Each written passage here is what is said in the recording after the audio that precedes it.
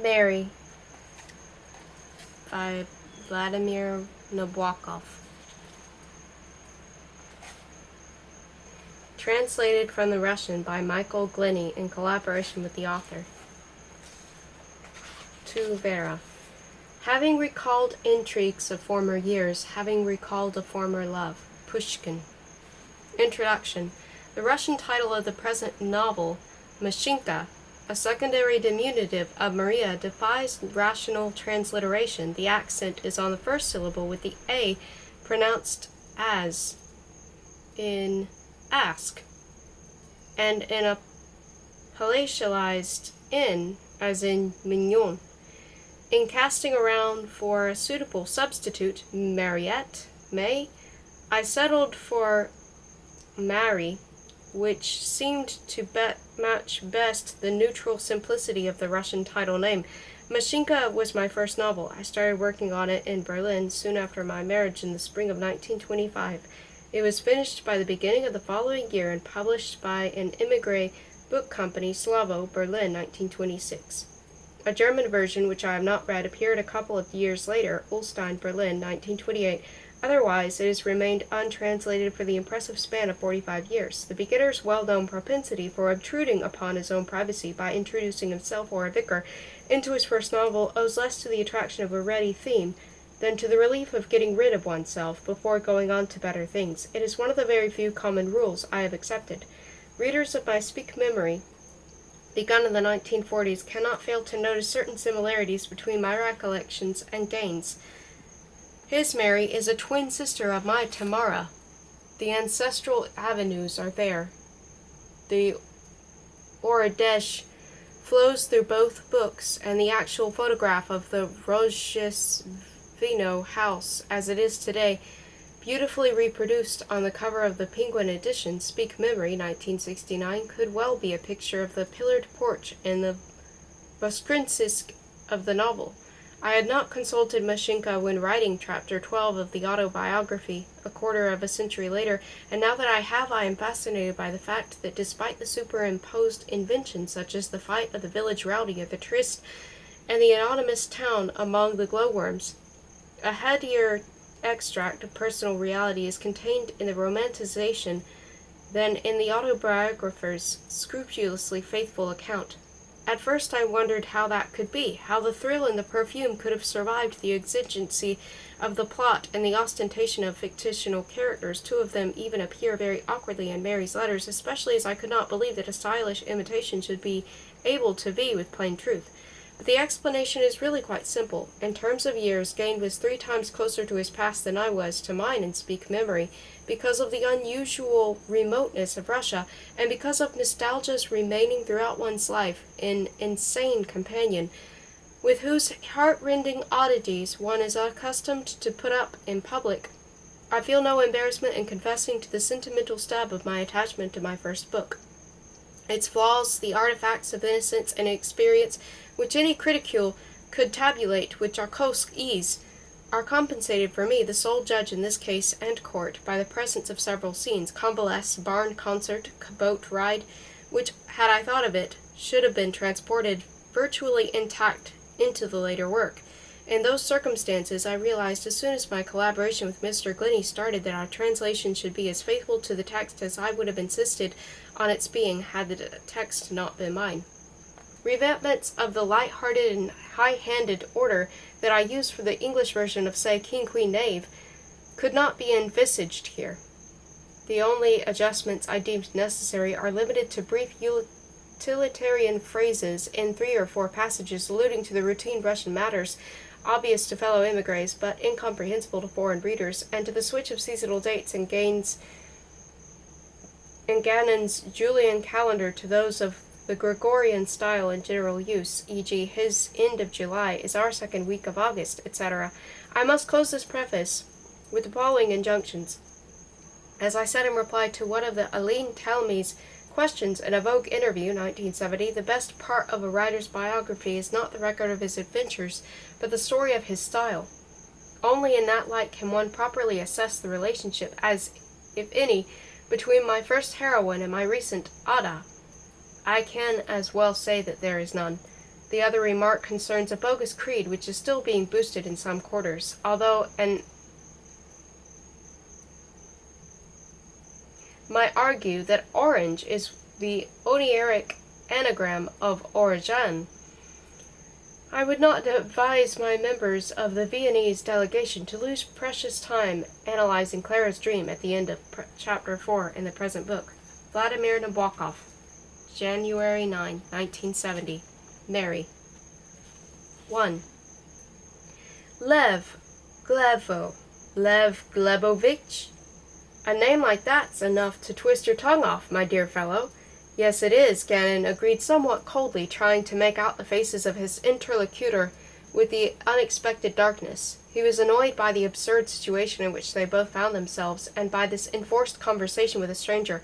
I didn't ask for your name and patronymic just out of idle curiosity, you know, the voice went on undismayed. I think every name— Let me press the button again, Gannon interrupted him. Do press it. I'm afraid it won't do any good. As I was saying, every name has its responsibilities. Lev and Gleb, now there's a rare combination, and very demanding. It means you've got to be terse, firm, and rather eccentric. My name is a more modest one, and my wife's name is just plain Mary. By the way, let me introduce myself. Alexey Ivanovich Alfirov. Sorry, I think I've trod on your foot. How do you do, said Gannon, feeling in the dark for the hand that poked at his cuff. Do you think we are going to be stuck here for long? It's time somebody did something. Let's just sit down on the seat and wait. The tiresome, cheerful voice rang out again just above his ear. Yesterday, when I arrived, we bumped into each other in the passage. Then in the evening, through the wall, I heard you clearing your throat, and I knew at once from the sound of your cough that you were a fellow countryman. Tell me, have you been boarding here for long? Ages. Got a match? No, I don't smoke. Grubby place this pension, even though it is Russian. I'm a very lucky man, you know. My wife's coming from Russia. 4 years, that's no joke. Yes, sir, not long now. It's Sunday today. Darned darkness, muttered Gannon, and cracked his fingers. I wonder what time it is. Alfirov sighed noisily, giving off the warm, stale smell of an elderly man not in the best of health. There was something sad about that smell. Only 6 more days now. I assume she's coming on Saturday. I had a letter from her yesterday. She wrote the address in a very funny way. Pity it's so dark. I'd show it to you. What are you fumbling for, my dear fellow? Those little vents don't open, you know. For 2 pins and I'd smash them, said Gannon. Come, Lev Glebovich. Wouldn't it be better to play some party game? I know some splendid ones. I make them up myself. For instance, think of a 2-figure number. Ready? Count me out, said Gannon, and thumped twice on the wall with his fist. The porter's been asleep for hours, droned Alfirov's voice, so it's no use banging like that. But you must agree that we can't hang here all night. It looks as if we shall have to. Don't you think there's something symbolic in our meeting like this, Lev Glebovich? When we were on terra firma, we didn't know each other. Then we happened to come up at the same time and get into this contraption together. By the way, the floor is horribly thin, and there's nothing but a black well underneath it. Well, as I was saying, we stepped in without a word, still not knowing each other, glided up in silence, and then suddenly stop, and darkness. What's symbolic about it? Gannon asked gloomily. Well, the fact that we've stopped, motionless in this darkness, and that we're waiting. At lunch today, that man, what's his name, the old writer? Oh, yes, Potyagin, was arguing with me about the sense of this emigre life of ours, this perpetual waiting. You were absent all day, weren't you, Lev Glebovich? Yes, I was out of town. Ah, spring. It must be nice in the country now. Alfirov's voice faded away for a few moments, and when it sounded again there was an unpleasant lilt to it, probably because the speaker was smiling. When my wife comes, I shall take her out into the country. She adores going for walks. Didn't the landlady tell me that your room would be free by Saturday? That is so, Gannon replied curtly. Are you leaving Berlin altogether? Gannon nodded, forgetting that nods were invisible in the dark. Alfirov fidgeted on the seat aside once or twice, then began gently whistling a saccharine tune, stopping and starting again. 10 minutes passed. Suddenly there came a click from above. That's better, Gannon said with a smile. At the same moment, the ceiling bulb blazed forth, and the humming and heaving cage was flooded with yellow light. Alfirov blinked as though just waking up. He was wearing an old sandy-colored formless overcoat of the so-called in-between season sort, and holding a bowler hat. His thin, fair hair was slightly ruffled, and something about his features reminded one of the religious oleograph, that little golden beard, the turn of that scraggy neck from which he pulled off a brightly speckled scarf. With a lurch, the lift caught on the sill of the fourth-floor landing and stopped. "A miracle," Alfierov said, grinning as he opened the door. "I thought someone had pressed the button and brought us up, but there's no one there. After you, Lev Glebovich." Buchanan, with a grimace of impatience, gave Alfierov a slight push, and having followed him out, relieved his feelings by noisily slamming the steel door behind him. Never before had he been so irritable. "A miracle," Alfierov repeated. "Up we came, and yet there's no one here. That's symbolic, too." 2. The pension was both Russian and nasty. It was chiefly nasty because all day long and much of the night the trains on the Stadtbahn could be heard, creating the impression that the whole building was slowly on the move. The hall, where there hung a bleary mirror with a ledge for gloves, and where stood an oak chest so placed that people naturally barked their shins on it, narrowed into a bare and very cramped passage. Along each side were 3 rooms numbered with large black figures stuck onto the doors. These were simply leaves torn off a year-old calendar, the first 6 days of April 1923. April 1, the first door on the left, was Alfierov's room, the next was Gannon's, while the third belonged to the landlady Lydia Nikolaevna Dorn, the widow of the German businessman who 20 years ago had brought her here from Sarepta and who the year before had died of brain fever. In the 3 rooms down from the right-hand side, April 4 to 6, there lived Anton Sergeyevich Podgagin, an old Russian poet, Clara, a full-busted girl with striking bluish-brown eyes, and finally in room 6, at the turn of the passage, 2 ballet dancers, Kolnin and Gornestavov, both as giggly as women, thin and powdered noses and muscular thighs. At the end of the first stretch of the passage was the dining room, with a lithograph of the Last Supper on the wall facing the door and the yellow horned skulls of a deer along another wall above a bulbous sideboard. On it stood 2 crystal vases, one of the cleanest things in the whole apartment, by now dulled by a coating of fluffy dust. Upon reaching the dining room, the passage took a right-angled turn to the right. There, in tragical and malodorous depths, lurked the kitchen, a small room for the maid, a dirty bathroom, and a narrow WC, whose door was labeled with 2 crimson knots, deprived of the rightful digits with which they had once denoted 2 Sundays on Herr Dorn's desk calendar.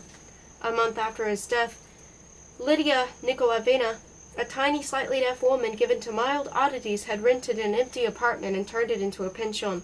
In doing this, she showed a singular, rather creepy kind of ingenuity in the way that she distributed the few household articles she had inherited.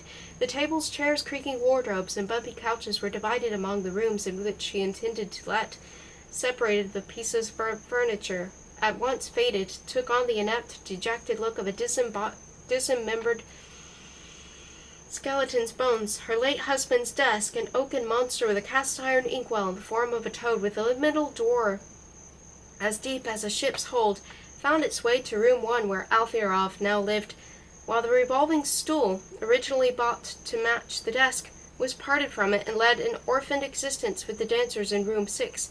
A pair of green armchairs was also severed, one pined in Gannon's room, and the other one was used by the landlady herself or by her old dachshund, a fat black dog with a gray muzzle and pendulous ears that had velvety ends like the fringes of a butterfly's wing. The bookshelf in Clara's bedroom was adorned by the first few volumes of an encyclopedia, while the remaining volumes were allotted by Podgagin. Clara had also been given the only decent washstand with a mirror and drawers. In each of the other rooms there was simply a squat wooden prop, and on it a tin basin and a jug of the same material. She had been forced, however, to buy additional beds. This caused Frau Dorn considerable pain, not because she was stingy, but because she had derived a kind of delicious thrill, a sense of pride in her own thrift, from the way she had distributed all her previous furniture.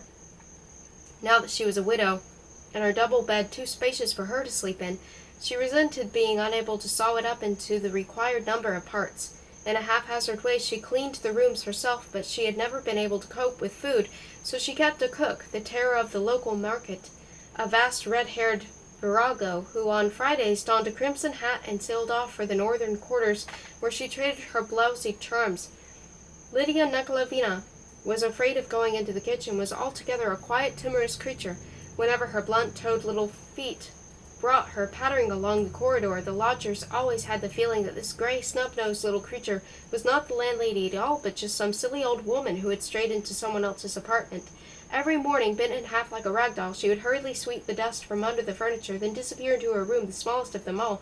There she would read tattered German books or look through her late husband's papers, whose contents she understood not a whit. The only other person to go into her room was Podkin, who would stroke her affectionate black dachshund, tickled its ears and the wart on its hoary muzzle, and try to make the dog sit up and proffer its crooked paw.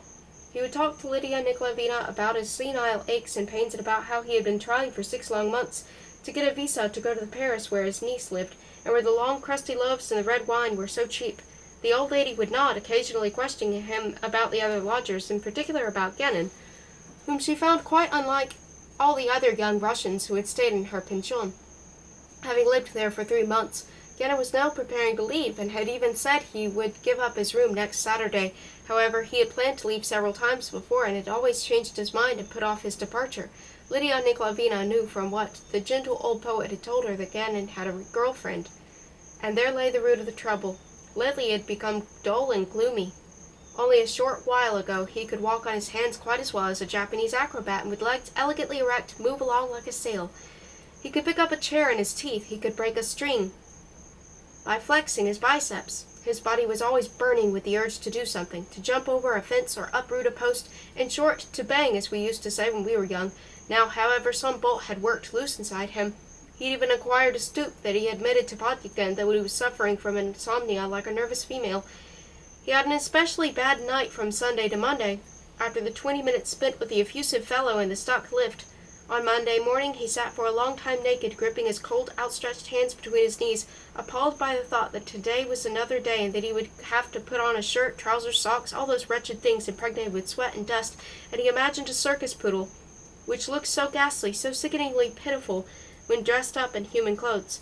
His inertia stemmed partly from his jobless state. He had no particular need to work at the moment, having saved that winter a certain amount of money. True, there was now no more than 200 marks left of it. Life had been rather expensive these last 3 months. On arriving in Berlin last year, he had at once found a work, and had worked until January at several different jobs. He had learned what it meant to go to work in a factory. In the yellow murk of early morning, he had learned, too, how one's legs ached after trotting 6 sinuous miles a day, carrying plates between the tables of the Purgoy restaurant. He had known other jobs, too, and had sold every imaginable sort of goods on commission, Russian buns and brilliantine, and just plain brilliants. Nothing was beneath his dignity. More than once he had even sold his shadow, as many as of us have. In other words, he went out to the suburbs to work as a movie extra on a set in a fairground barn, where light seethed with a mystical hiss from the huge facets of lamps that were aimed, like a cannon, at a crowd of extras lit to a deathly brightness. They would fire a barrage of murderous brilliance, illuminating the painted wax of motionless faces, then expiring with a click, but for a long time yet there would glow in those elaborate crystals, dying red sunsets, our human shame. The deal was clinched, and our anonymous shadows sent out all over the world. His remaining money was enough for him to leave Berlin, but that would mean shedding Lyudmila, and he did not know how to break with her. And although he had given himself a week to do it, and had told the landlady that he had finally decided to leave on Saturday, Gannon felt that neither this week nor the next would change anything. Meanwhile, the nostalgia in reverse, the longing for yet another strange land, grew especially strong in spring. His window looked out onto the railway tracks, so that the chance of getting away never ceased to entice him. Every 5 minutes a subdued rumble would start to move through the house, followed by a huge cloud of smoke billowing outside the window and blotting out the white Berlin daylight. Then it would slowly dissolve again, revealing the fan of the railway tracks that narrowed in the distance between the black, sliced-off backs of houses, all under a sky as pale as almond milk. Gannon would have felt more at ease if he had been living on the other side of the corridor, in Podkin's room, or in Clara's. Their windows looked out onto a rather dull street, and although it was crossed by a railway bridge, it at least lacked the view into the pale, seductive distance. That bridge was a continuation of the tracks that could be seen from Gannon's window, and he could never rid himself of the feeling that every train was passing unseen right through the house itself. It would come in from the far side, its phantom reverberation would shake the wall, jolt its way across the old carpet, graze a glass on the washstand, and finally disappear out of the window with a chilling clang, immediately followed by a cloud of smoke billowing up outside the window, and as this subsided a train of the Stadtbahn would emerge as though excreted by the house, olive-drab carriages with a row of dark dog nipples along their roofs and a stubby little locomotive coupled at the wrong end, moving briskly backward as it pulled the carriages into the white distance between the blank walls whose sooty blackness was either coming off in patches or was mottled with frescoes of outdated advertisements. It was as if an iron draught kept always blowing through the house. "Ah, to leave," muttered Gannon, stretching listlessly, and at once stopped short. What would he do about Ludmilla? It was absurd how flabby he had become. Once, in the days when he had walked on his hands or jumped over 5 chairs, he had been able not merely to control his will, but to play games with it. There had been a time when he used to exercise it by making himself, for instance, get out of bed in the middle of the night in order to go down and throw a cigarette butt into the post-box. Yet now he could not bring himself to tell a woman that he no longer loved her. The day before yesterday she had stayed 5 hours in his room. Yesterday, Sunday, he had spent the whole day with her on the lakes outside Berlin, unable to refuse her this ridiculous little excursion. Everything about Ludmilla he now found repulsive. Her yellow locks, fashionably bobbed, the 2 streaks of unshaven black hairs down the nape of her neck, her dark, languid eyelids, and above all her lips, glossy with purple-red lipsticks. He was bored and repelled when, as she dressed, after a bout of mechanical love-making, she would narrow her eyes, which at once gave them an unpleasantly shaggy look, and say, "I'm so sensitive, you know, that I shall be able to tell at once when you don't love me as much as you used to." Gannon, without replying, turned away toward the window, where there rose a white wall of smoke. Then she would give a little nasal snigger and call him in a husky whisper, "Come here." At that moment he felt like wringing his hands to make the joints crack in delicious pain and say to her, "Get out, woman, and goodbye." Instead of that, he smiled and bent down to her. She would run her nails so sharp that they might have been artificial over his chest and pout and flutter her coal-black eyelashes in her performance of a slighted girl with a capricious marquis. There seemed to him something sleazy, stale, and old in the smell of her perfume, although she herself was only 25. As he brushed her hot little forehead with his lips, she forgot everything, forgot the falsity which she trailed around everywhere like her scent, the falsity of her baby talk, of her exquisite senses, of her passion for some imaginary orchids, as well as for Poe and Baudelaire, whom she had never read. She forgot all of her facetious charms. Her moldishly yellow hair, sultry face powder, and piggy-pink silk stockings, and tilting back her head, she would press against Gannon her whole feeble, pathetic, unwanted flesh. Bored and ashamed, Gannon felt a nonsensical tenderness, a melancholy trace of warmth left where love had once fleetingly passed by, which caused him to kiss without passion the painted rubber of her proffered lips, although this tenderness did not succeed in silencing a calm, sarcastic voice advising him, try right now to thrust her away. With a sigh, he smiled gently down at her upturned face, and could think of nothing to say when she clutched him by the shoulder and begged him, in the fluttery voice quite unlike her usual nasal whisper, her whole being seemingly to fly into words, "Tell me, please, do you love me?" But as soon as she noticed his reaction, a familiar shadow, an involuntary frown, she remembered that she should be fascinating him with poetry, scent, and sensibility, and at once began putting on her act that wavered between the poor little girl and the subtle courtesan. And again Gannon was seized with boredom, as he paced back and forth from the window to the door and back again, almost in tears from trying to yawn with his mouth shut, while she put on her hat and watched him surreptitiously in the mirror. Clara, a full-busted and very cozy young lady dressed in black silk, knew that her girlfriend visited Gannon, and she felt distressed and embarrassed whenever Ludmilla told her about her love affair. Clara considered that emotions of that kind ought to be more restrained, without violet irises and crying violins, but it was even more intolerable when her friend, narrowing her eyes and expelling her cigarette smoke through her nostrils, would describe the still warm and horribly exact details, after which Clara would dream monstrous and shameful dreams. Lately she had taken to avoiding Ludmilla for fear that her friend would end by spoiling her that enormous, always festive sensation that is daintily called reverie. She loved Gannon's sharp, slightly arrogant features, his gray eyes with bright arrow-like streaks radiating from the unusually large pupils, his thick and very dark eyebrows, which, when he frowned, or listened attentively, formed a solid black line, which unfurled like delicate wings whenever a rare smile momentarily bared his handsome glistening teeth. Clara was so taken by these pronounced features that in his presence she lost her composure, did not say things she would have liked to say, constantly patted the wavy chestnut hair which half covered her ear, or rearranged the black silk folds on her bust, causing her lower lip to protrude and reveal her double chin. Anyway, once a day at lunch was the most she saw of Gannon, except for a single time when she had supper with him and Ludmilla in the squalid pub where he used to have his evening meal with Wursten and sauerkraut or cold pork.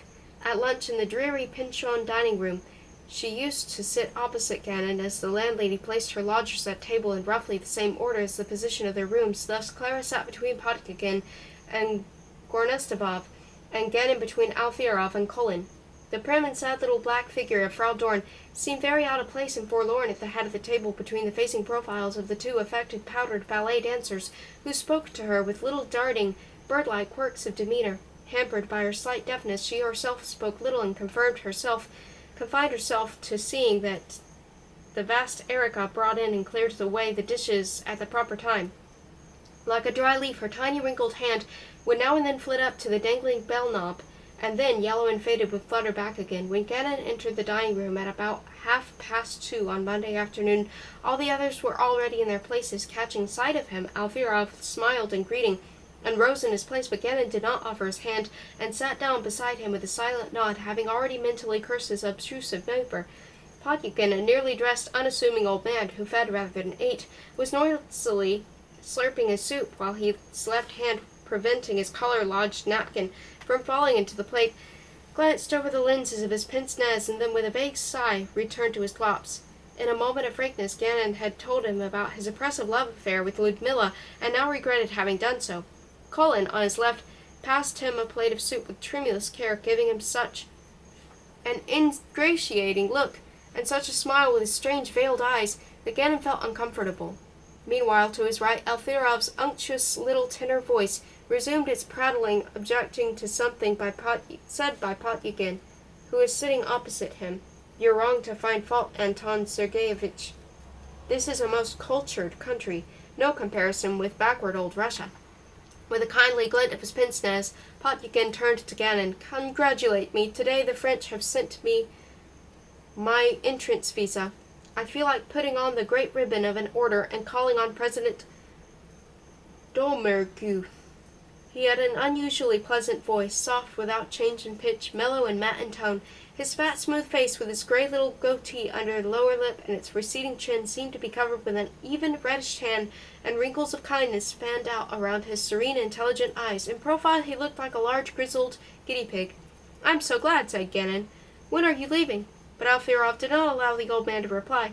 Giving a habitual twitch to his scraggy neck with sparse golden hairs and large, mobile Adam's apple, he went on. "I advise you to stay here. What's wrong with this place? Things are straightforward here. France is more like a zigzag, and as for our Russia, that's a googly. I like it a lot here. There's work and the streets are nice for a walk. I can prove to you mathematically that if one's got to reside somewhere—" But Potygin quietly interrupted him. "What about the mountains of paper, the coffin-like cardboard boxes, the interminable files, and more files? The shelves are groaning under the weight of them, and the police official practically expired under the strain of finding my name in the records. You just can't imagine," at the word imagine, Potygin shook his head slowly and mournfully, "what a person has to go through, simply to be allowed to leave this country. As for the number of forms I've had to fill in, today I already had begun to hope, they will stamp my passport with their exit visa. Nothing of the sort. They sent me to have my picture taken, but the photos wouldn't be ready until this evening. All very proper," Alfierov nodded. "That's how things should be in a well-run country. None of the Russian inefficiency here. Have you noticed, for instance, what's written on the front doors? For the gentry only. That's significant. Generally speaking, the difference between our country and this one can be expressed like this. Imagine a curve, and on it—" Gannon stopped listening and said to Clara, sitting opposite him, "Yesterday, Ludmilla Borisovna asked me to tell you to ring her up as soon as you came home from work. It's about going to the cinema, I think." Clara confusedly thought, how can he talk about her so casually? After all, he knows that I know. For propriety's sake, she inquired, "Oh, did you see her yesterday?" Gannon raised his eyebrows in surprise and went on eating. "I don't quite understand your geometry," Potygin was saying, carefully sweeping breadcrumbs into the palm of his hand with his knife. Like most aging poets, he had a penchant for plain human logic. "But don't you see it's so clear?" cried Alfierov excitedly. "Just imagine." "I don't understand it," Podyakin repeated firmly, and tilting his head back slightly, he poured the collection of crumbs into his mouth. Alfierov spread out his hands in a gesture of helplessness and knocked over Ganin's glass. "Oh, sorry, it was empty," said Ganin. "You're not a mathematician, Anton Sergeyevich," Alfierov went on fussily, "but I've been swinging on that trapeze all my life. I once used to say to my wife that if I'm a summer, you're surely a spring cinquefoil." Gornostavov and Colin dissolved in a mannered mirth. Frau Dorn gave a start and looked at them both in fright. "In short, a flower and a figure," said Ganin dryly. Only Clara smiled. Ganin started pouring himself some water, his action watched by all the others. "Yes, you're right, a most fragile flower," drawled Alfierov, turning his bright vacant look onto his neighbor. "It's an absolute miracle how she survived these 7 years of horror. And I'm sure that when she arrives she'll be gay and blooming. You're a poet, Anton Sergeyevich. You ought to write something about it, about how womanhood, lovely Russian womanhood, is stronger than any revolution can survive it all. Adversity, terror," Colin whispered to Ganin. "There he goes again. It was the same yesterday. All he could talk about was his wife." "Vulgar little man," thought Ganin as he watched Alfierov's twitching beard. "I bet his wife's frisky. A positive sin not to be unfaithful to a man like him. Lamb today," Lydia Nikolaevna suddenly announced stiffly, with a cross look at the listless way her lodgers were eating their meat course. Alfierov bowed for some reason, then went on. "You're making a big mistake by not taking that as a theme." Podyakin was gently but firmly shaking his head. "When you meet my wife, perhaps you'll understand what I mean. She's very fond of poetry, by the way. You two ought to agree. And I'll tell you another thing," glancing sidelong at Alfierov. Colin was stealthily beating time to him. Watching his friend's finger, Gornostavov shook with silent laughter. "But the chief thing," Alfierov burbled on, "is that Russia is finished, done for. She's been rubbed out just as if someone had wiped a funny face off a blackboard by smearing a wet sponge across it. But," Ganin smiled, "does what I say upset you, Lev Glebovich?" "Yes, it does, but I won't stop you from saying it, Alexei Ivanovich." "Does that mean, then, that you believe—" Gentlemen, Podyakin interrupted with his even and slightly lisping voice. "No politics, please. Why must we talk politics?" "All the same, Monsieur Alfierov is wrong," Clara put in unexpectedly and gave her hair a brisk pat. "Is your wife arriving on Saturday?" asked Colin in an innocent voice down the length of the table, and Gornostavov tittered into his table napkin. "Yes, Saturday," Alfierov replied, pushing away his plate with the uneaten remains of his mutton. His eyes lost their combative gleam and immediately faded to a reflective look. "Do you know, Lydia Nikolaevna," he said, "yesterday Lev Glebovich and I were stuck in that lift together." "Stewed pears," replied Frau Dorn. The dancers burst out laughing. Jogging the elbows of the people at the table, Erica began to clear away the plates. Ganin carefully rolled up his napkin, squeezed it into its ring, and stood up. He never ate dessert. "What boredom," he thought, as he made his way back to his room. "What can I do now? Go for a walk, I suppose." The day, like the previous days, dragged sluggishly by in a kind of insipid idleness, devoid even of that dreamy expectancy which can make idleness so enchanting. Lack of work irked him now, but there was no work to do. Turning up the collar of his old mackintosh, bought for £1 from an English lieutenant in Constantinople, the first stage of exile, and thrusting his fist hard into its pockets, he strolled slowly along the pale April streets, where the black domes of umbrellas bobbed and swam. He stared long at a splendid model of the Mauretania in a steamship company's window, and at the colored strings joining the ports of the 2 continents on a large map. At the black back was a photograph of a tropical grove, chocolate-brown palms against a beige sky. He spent about an hour drinking coffee, sitting at a picture window and watching the passers-by. Back in his room he tried to read, but he found the contents of the book so alien and inappropriate that he abandoned it in the middle of a subordinate clause. He was in the kind of mood that he called dispersion of the will. He sat motionless at his table, unable to decide what to do. To shift the position of his body, to get up and wash his hands, or to open the window, outside which the bleak day was fading into twilight. It was a dreadful, agonizing state, rather like that dull sense of unease when we wake up, but at first cannot open our eyelids, as though they were stuck together for good. Gannon felt that the murky twilight which was gradually seeping into the room was also slowly penetrating his body, transforming his blood into fog, and that he was powerless to stop the spell that was being cast on him by the twilight. He was powerless because he had no precise desire, and this tortured him because he was vainly seeking something to desire. He could not even make himself stretch out his hand to switch on the light. The simple transition from intention to action seemed an unimaginable miracle. Nothing relieved his depression. His thoughts slithered aimlessly, his heartbeat was faint, his underclothes stuck unpleasantly to his body. At one moment he felt he should at once write a letter to Ludmilla explaining firmly that it was time to break off this dreary affair, and then at next he remembered that he was going to the cinema with her that evening, and that somehow it was much harder to make himself ring her up and cancel today's date than it was to write her a letter, which prevented him from doing either.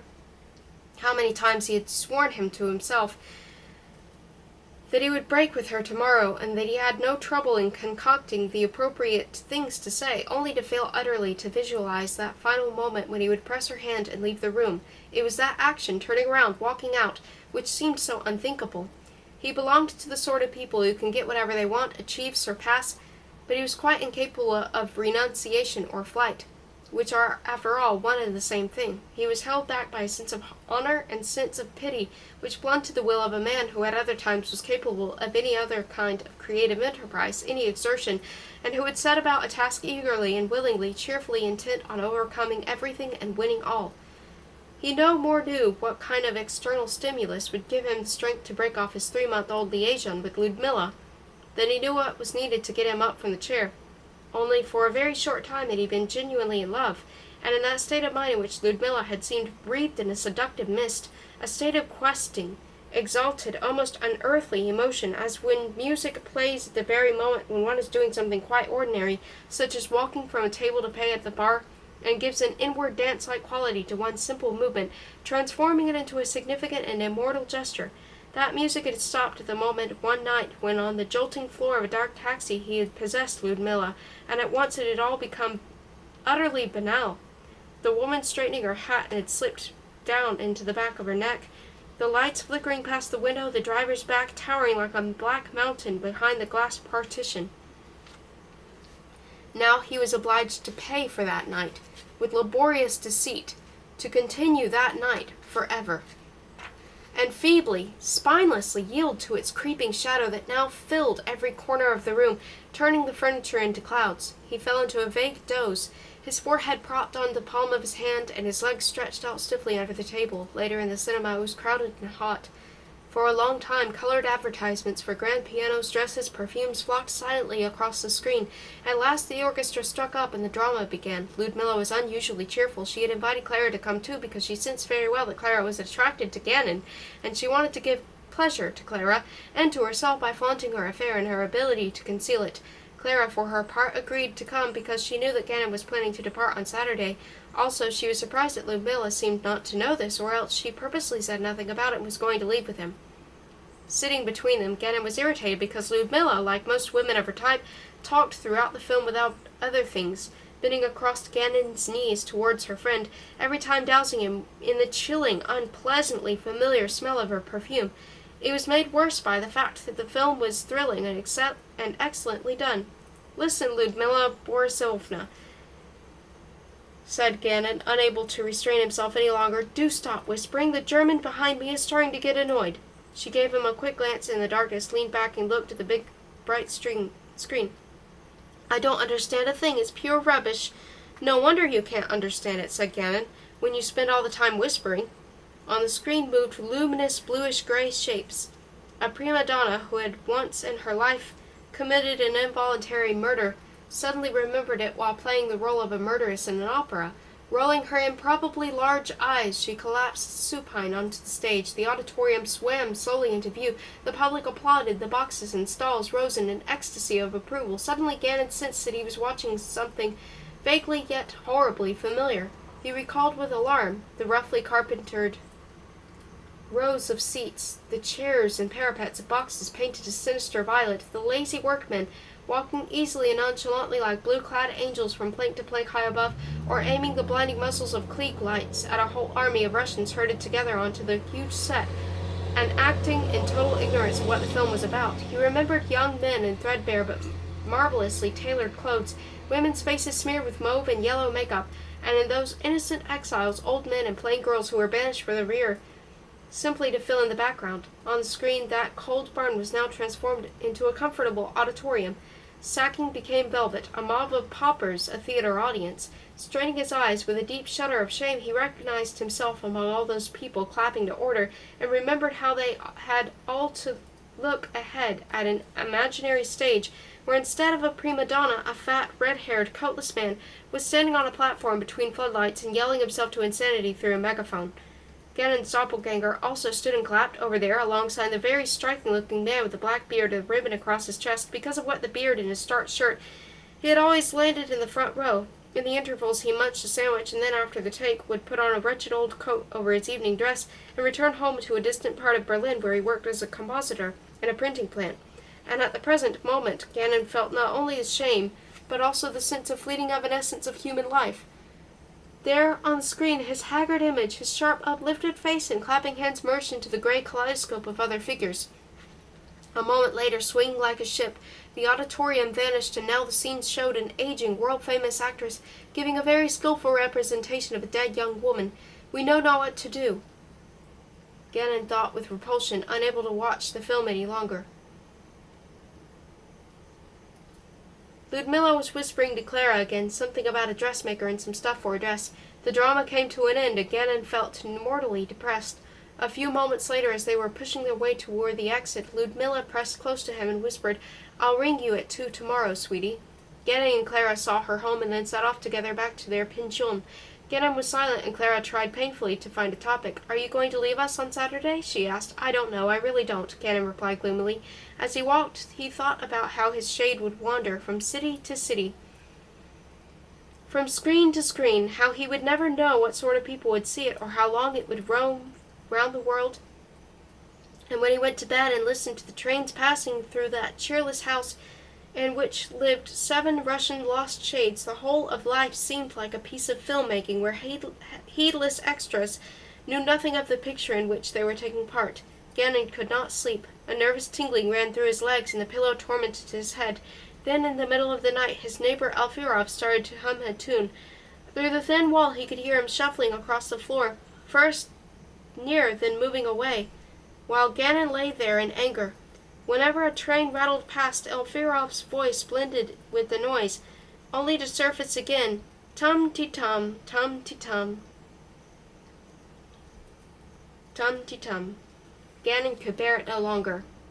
He pulled on his trousers, went out into the passage, and thumped on the door of room with his fist. In his wanderings, Alfirov happened at that moment to be right beside the door, and he flung it open so unexpectedly that Gannon gave a start of surprise. "Please come in, Lev Glebovich." He was wearing a shirt and underpants. His blond beard was slightly ruffled, presumably from puffing away at his songs, and his pale blue eyes were alive with happiness. "You're singing," said Gannon, frowning, "and it's keeping me awake." "Come in, for heaven's sake. Don't hang about there in the doorway," fussed Alexey Ivanovich, putting his arm round Gannon's waist in a well-meant but clumsy gesture. "I'm so sorry if I annoyed you." Gannon went reluctantly into the room. It contained very little, yet was very untidy. Instead of standing at the desk, that oaken monster with the inkwell shaped like a large toad, one of the 2 kitchen chairs seemed to have wandered off in the direction of the wash basin, but had stopped halfway there, having obviously stumbled over the turned-up edge of the green carpet. The other chair, which stood beside the bed and served as a bedside table, had disappeared under a black jacket whose collapse seemed as heavy and shapeless as if it had fallen from the top of Mount Ararat. Thin sheets of paper were scattered all over the wooden wilderness of the desk and over the bed. Gannon noticed from a casual glance that on the sheets were pencil drawings of wheel squares done without the least technical accuracy, simply scribbles to pass the time. Alfirov himself, in his woolen underpants, which make any man, be he built like Adonis or elegant as Beau Brummel, look extraordinarily unattractive, had started pacing up and down again amidst the ruins of his room, occasionally flipping his fingernail against the green glass shade of the table lamp or the back of a chair. "I'm terribly glad you've dropped in at last," he said. "I couldn't sleep either. Just think, my wife's coming on Saturday, and tomorrow's Tuesday already. Poor girl, I can just imagine what agony she's been through in that accursed Russian of ours." Gannon, who had been glumly trying to decipher a chess problem drawn on one of the pieces of paper lying around on the bed, suddenly looked up. "What did you say?" "She's coming," Alfirov replied with a bold flick of his nail. No, not that. What did you call Russia? Accursed. It's true, isn't it? I don't know. The epithet struck me as curious. Now, Lev Glebovich. Alfirov suddenly stopped in the middle of the room. It's time you stopped playing at being a Bolshevik. You may think it very amusing, but what you do is very wrong, believe me. It's time Will admitted, frankly, that Russia is done for, that our saintly Russian peasantry has turned out to be nothing but grey scum, as might have been expected, by the way, but our country is finished for good. Genin laughed. Quite, Alexey Ivanovich.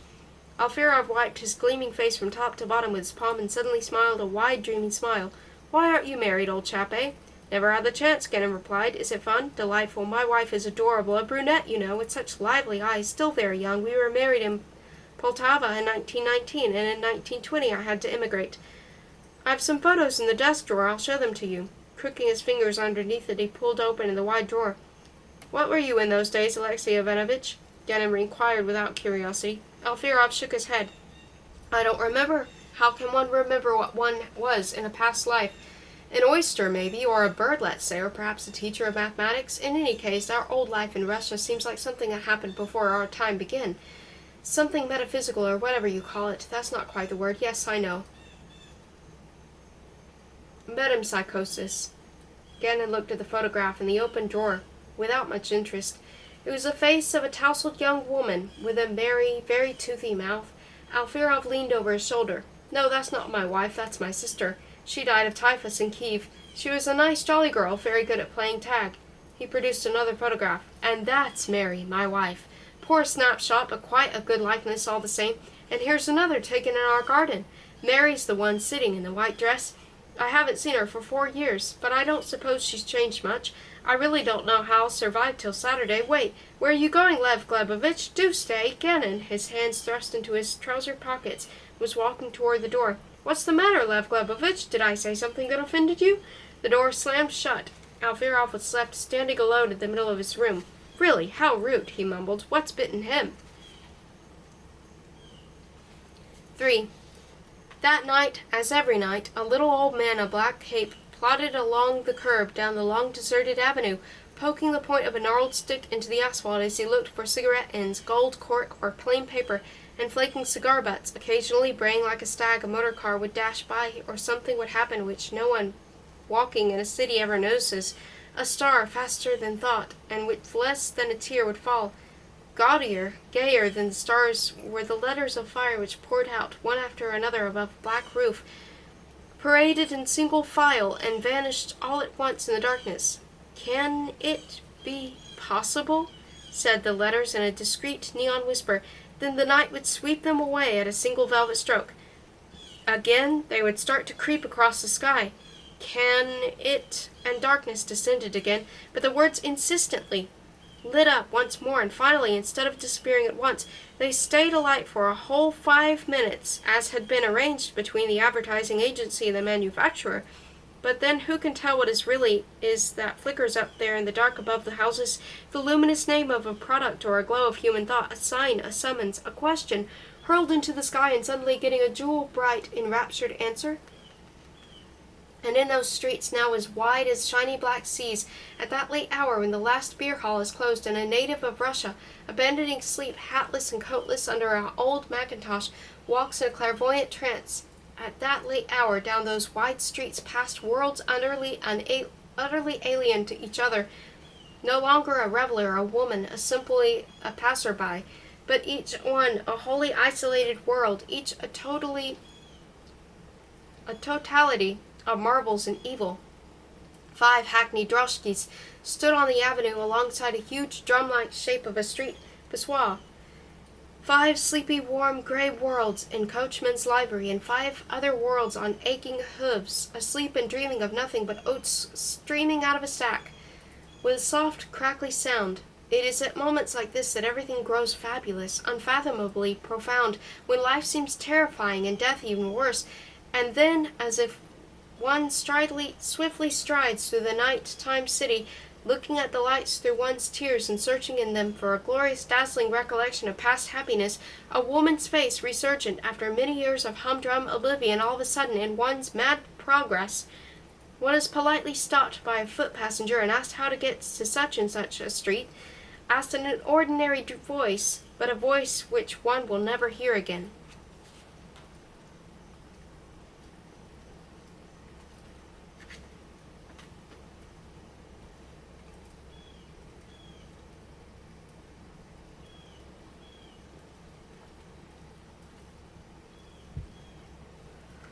"4. Walking late on Tuesday morning, he felt some ache in his calves, and leaning his elbow on his pillow, he sighed once or twice, startled and amazed with the delight of it as he remembered what had happened last night. The morning was a gentle, smoky white. The window panes shook with a business-like rumble.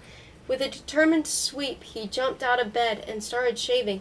Today this gave him a particular pleasure. People who shave grow a day younger every morning. Gannon felt that today had become exactly 9 years younger. Softened by flakes of lather, the bristles on his taut skin steadily crepitated as they fell to the little steel plowshare of his safety razor. As he shaved, Gannon moved his eyebrows, and then, as he stood in the bathtub and doused his body in cold water from a jug, smiled with joy. He brushed his damp black hair, dressed quickly, and went out. None of the other lodgers spent their morning in the pension except for the dancers, who usually did not get up until lunchtime. Alfierov was away to see a friend whom he was starting up some business. Potyakin had gone to the police station to try and obtain his exit visa, while Clara, already late for work, was waiting for a tramcar in the corner, clutching to her chest a paper bag of oranges. Very calmly, Gannon climbed up to the second floor of a familiar house and pulled the bell ring. Opening the door, but without removing the chain, a maid peeped out and said that Fraulein Robansky was still asleep. "I don't care. I must see her," said Gannon, and pushing his hand into the gap, he unlatched the chain himself. The maid, a pallid, thick-set girl, muttered indignantly, but Gannon elbowed her aside with the same firmness, marched into the semi-obscurity of the corridor, and locked on a door. "Who's there?" came Ludmilla's slightly hoarse morning voice. "It's me. Open." She pattered across the floor on bare feet, turned the key, and before looking at Gannon, ran to the bed and jumped back under the bedclothes. From the tip of her ear it was obvious that she was smiling, waiting for Gannon's approach. But he stayed in the middle of the room and stood there for some time, clinking the small change in his mackintosh pockets. Ludmilla suddenly turned onto her back and, laughing, opened her thin, bare arms. Morning did not suit her. Her face was pale and puffy, and her yellow hair stood on end. "Well, come here," she pleaded, and closed her eyes. Gannon stopped clinking his money. "Look, Ludmilla," he said quietly. She sat up, her eyes open wide. "Has something happened?" Gannon stared hard at her and replied, "Yes, it seems I'm in love with somebody else. I've come to say goodbye." She blinked her sleep-clogged eyelashes and bit her lip. "That's all, really," said Gannon. "I'm very sorry, but it can't be helped. Let's say goodbye now. I think it will be better like that." Ludmilla covered her face and fell back again, face downward, on the pillow. Her sky-blue quilt began slipping off sideways into the fluffy white rug. Gannon picked it up and straightened it. Then he walked a couple of times back and forth across the room. "The maid did not want to let me in," he said. Ludmilla lay buried in the pillow as if dead. "She's never been exactly welcoming," said Gannon. "It's time to turn off the heating. It's spring," he said a little while later. He walked from the door to the white full-length mirror, then put on his hat. Ludmilla still did not move. He stood for a little while longer, looked at her in silence, and then, making a faint sound as though to clear his throat, he left the room. Trying to tread quietly, he walked rapidly down the long passage, chose the wrong door, and as he swung it open, found himself in a bathroom, from which erupted a hairy arm and a leonine roar. He turned sharply around, and after a further encounter with a dumpy maid, who was dusting a bronze dust in the hall, began to descend the low stone steps for the last time. The huge casement on the landing was wide open onto the back courtyard, and down in the yard an itinerant baritone was roaring a Russian Volga song in German. Listening to that voice, vibrant as springtime itself, and glancing at the colored design on the open window pane, a bunch of cubic roses and peacock's fan, Gannon felt he was free. He walked slowly along the street, smoking as he went. The day had a milky chill about it. Ragged white clouds rose up before him in the blue space between the houses. He always thought of Russia whenever he saw fast-moving clouds, but now he needed no clouds to remind him, since last night he had thought of nothing else. The delightful private event which had occurred last night had caused him the entire kaleidoscope of his life to shift, and had brought back the past to overwhelm him. He sat down on a bench in a public garden, and at once the gentle companion which had been following him, his grey vernal shadow, stretched out at his feet and began to talk. Now that Ludmilla had gone, he was free to listen. 9 years ago. Summer of 1915, a country house, typhus. Recuperating from typhus was astonishingly pleasant. One lay as though undulating air. One's spleen still ached occasionally, it was true, and every morning a hospital nurse, brought specially from Petersburg, wiped one's furry tongue, still sticky from sleep, with cotton wool soaked in port. The nurse was very short, with a soft bosom and a small, capable hands. She gave off a damp, cool, old maidish smell.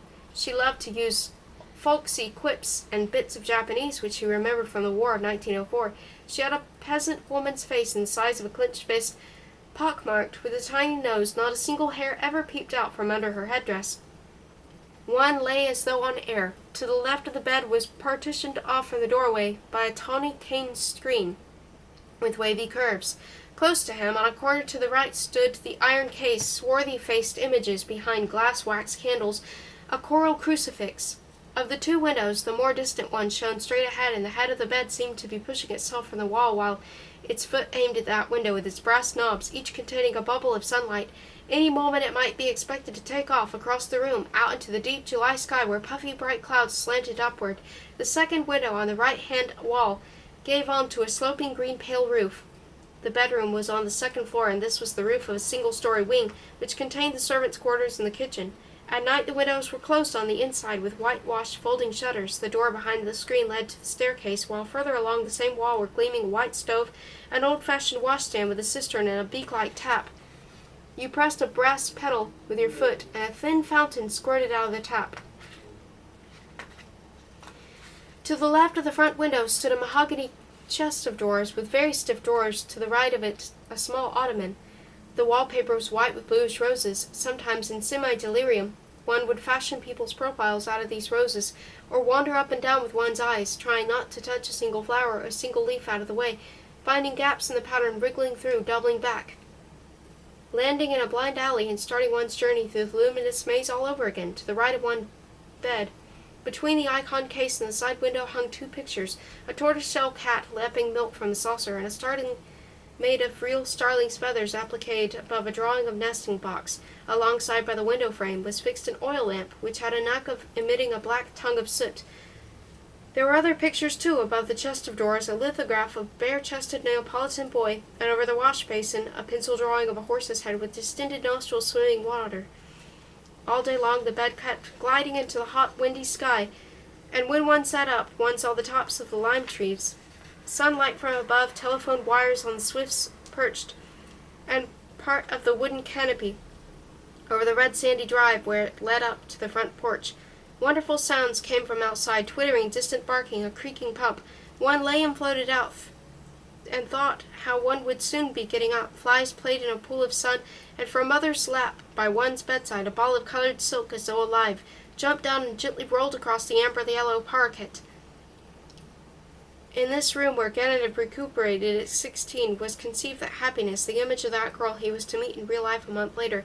Everything contributed to the creation of that image, the soft-tinted prints of the walls, the twittering outside the window, the brown faces of Christ in the icon case, and even the washstand's diminutive fountain. The bursting image gathered and absorbed all the sunny charm of that room. Without it, of course, it would never have grown. It was, after all, simply a boyish premonition, a delicious mist, but Gannett now felt that he had never such a premonition been so completely fulfilled. All Tuesday he wandered from square to square, from cafe to cafe, his memories constantly flying ahead like the April clouds across the tender Berlin sky. People sitting in cafes supposed that this man staring so fixedly ahead must have had some deep grief. On the street he carelessly bumped into people, and at once a fast car braked hard and swore, having nearly hit him. He was a god, recreating a world that had perished. Gradually he resurrected that world to please a girl whom he did not dare to place in it until it was absolutely complete. But her image, her presence, the shadow of her memory demanded that in the end he must resurrect her too, and he intentionally thrust away her image as he wanted to approach it gradually, step by step, just as he had done 9 years before. Afraid of making a mistake, of losing his way in the bright labyrinth of memory, he recreated his past life, watchfully, fondly, occasionally turning back for some forgotten piece of trivia, but never running ahead too fast. Wandering around Berlin on that Tuesday in spring, he recuperated all over again, felt what it was like to get out of bed for the first time, felt the weakness in his legs. He looked at himself in every mirror. His clothes seemed unusually clean, singularly ample, and slightly unfamiliar. He walked slowly down the wide avenue leading from the garden terrace into the depths of the park. Here and there the earth, empurpled by the shadows of leaves, broke into the molehills that looked like heaps of black worms. He had put on the white trousers and lilac socks, dreaming of meeting someone, not yet knowing who it would be. Reaching the end of the avenue, where a white bench gleamed amid the dark greenery of the fir needles. He turned back, and now far ahead in a gap between the lindens could be seen the orange-red sand of the garden terrace and the glittering panes of the veranda. The nurse went back to Petersburg, leaning out of the carriage for a long while. She waved her dumpy little arm, and the wind worried her wimple. The house was cool with spreads of sunlight here and there on the floor. 2 weeks later, he was already riding himself to exhaustion on his bicycle and playing Russian skittles in the evening with the son of the cowman. After another week in the event he had been waiting for happened. And where is it all now? Mused Gannon. Where is the happiness, the sunshine? Where are those thick skittles of wood, which crashed and bounced so nicely? Where is my bicycle, with the low handlebars and the big gear? It seems there's a law which says that nothing ever vanishes, that matter is indestructible. Therefore the chips from my skittles and the spokes of my bicycle still exist somewhere to this day. The pity of it is that I'll never find them again, never. I once read about the eternal return. But what if this complicated game of patience never comes out a second time? Let me see. There's something I don't grasp. Yes, this. Surely it won't all die when I do? Right now, I'm alone in a foreign city, drunk. My head's buzzing from beer, laced with cognac. I have tramped my fill. And if my heart bursts right now, then my whole world bursts with it. Cannot grasp it. He found himself again in the tiny public garden in the same square. But now the air had grown chilly, the pale sky had dimmed in vesperal swoon. 4 days left, Wednesday, Thursday, Friday, Saturday, and I might die any moment. Pull yourself together, he mumbled abruptly, knitting his dark brows. Enough of that, time to go home. On walking upstairs to the landing of the pension, he met Alfierov, who hunched his voluminous overcoat and, pursing his lips with concentration, was inserting a key into a keyhole of the lift. I'm going out to buy a newspaper, Lev Glebovich. Like to join me? No thanks, said Gannon. He went into his room. But as he grasped the door handle, he stopped. A sudden temptation overcame him. He heard Alfierov getting into the lift, heard the machine go down with its laborious, dull din, and heard the clang as it reached the bottom. He's gone, he thought, biting his lip. Heck, I'll risk it. Fate willed it. 5 minutes later, Clara knocked on Alfierov's door to ask him whether a postage stamp. The yellow light showing through the frosted glass upper panels of the door suggested that Alfierov must be in his room. Alexey Ivanovich, began Clara, simultaneously knocking and opening the door slightly. Do you have? She stopped short in amazement.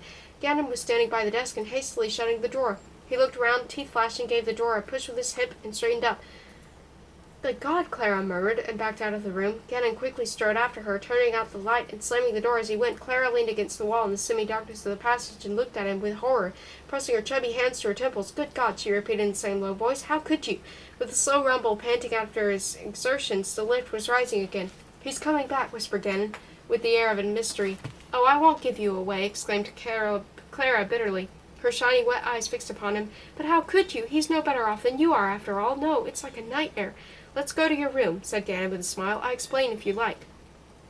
She detached herself from the wall and with a head bowed led him to room April 5. There it was warm and smelled like good perfume, and on the wall was a copy of Böcklin's The Isle of the Dead, and on the table a framed photograph, Ludmilla's face very much retouched. We've quarreled. Gannon nodded toward the photograph. Don't ask me in if she comes to see you. It's all over. Clara sat down with her feet up on the couch, wrapping herself in a black shawl. This is all nonsense, Clara, he continued, sitting down beside her and leaning on outstretched arm. Surely you don't really think I was stealing money, do you? Although, of course, I wouldn't like Alfierov to find out that I was poking about in his desk. But what were you doing? What else could it be? Clara whispered. I didn't expect this of you, Lev Glebovich. What a funny girl you are, said Gannon. He noticed that her big, kind, somewhat prominent eyes were just a little overbright. Their shoulders were rising and falling rather too excitedly under her black shawl. Come, come, he smiled. All right, then let's suppose I'm a thief, a burglar. But why should it upset you so much? Please go, said Clara softly, turning her head away. He laughed and shrugged his shoulders. When the door closed behind him, Clara burst into tears and wept for a long time, the big shiny tears welling up rhythmically between her eyelashes and trickling in long drops down her cheeks, aglow with sobbing. Poor dear, she muttered. What life has brought him to, and what can I say to him? There came a light tap on the wall from the dancer's room. Clara blew her nose hard and listened. The tap was repeated, velvety, soft, and feminine. It was obviously Colin tapping, and there was a burst of laughter. Someone exclaimed, Alec! Oh, Alec, stop it! And two voices startled a muffled, intimate conversation. Clara thought how tomorrow, as always, she would have to go to work and hammer the keys until 6 o'clock, watching the mauve-colored line of type as it poured onto the page with a dry staccato rattle, or how if there was nothing to do she would read, propping her borrowed and shamefully tattered book on her black Remington. She made herself some tea. listlessly ate her supper, then undressed languidly and very slowly. Lying in bed, she heard voices in Potnikin's room. She heard somebody come in and go out. Then Ganon's voice saying something unexpectedly loudly, and Potnikin answering in a low, depressed voice. She remembered that the old man had gone again today to see about his passport, that he suffered badly from some heart trouble, that life was passing. On Friday she would be 26, and on went the voices, and it seemed to Clara she dwelt in a house of glass that was on the move, swaying and floating. The noise of the trains, although particularly audible on the other side of the corridor, could also be heard in her room, and her bed seemed to rise and sway. For a moment she visualized Ganon's back as he leaned over the desk and looked around over his shoulder, baring his bright teeth. Then she fell asleep and had a nonsensical dream. She seemed to be sitting in a tramcar next to an old woman extraordinarily like her lord's aunt, who was talking rapidly in German. Then it gradually turned out that it was not her aunt at all, but the cheerful market woman from whom Clara bought oranges on her way to work.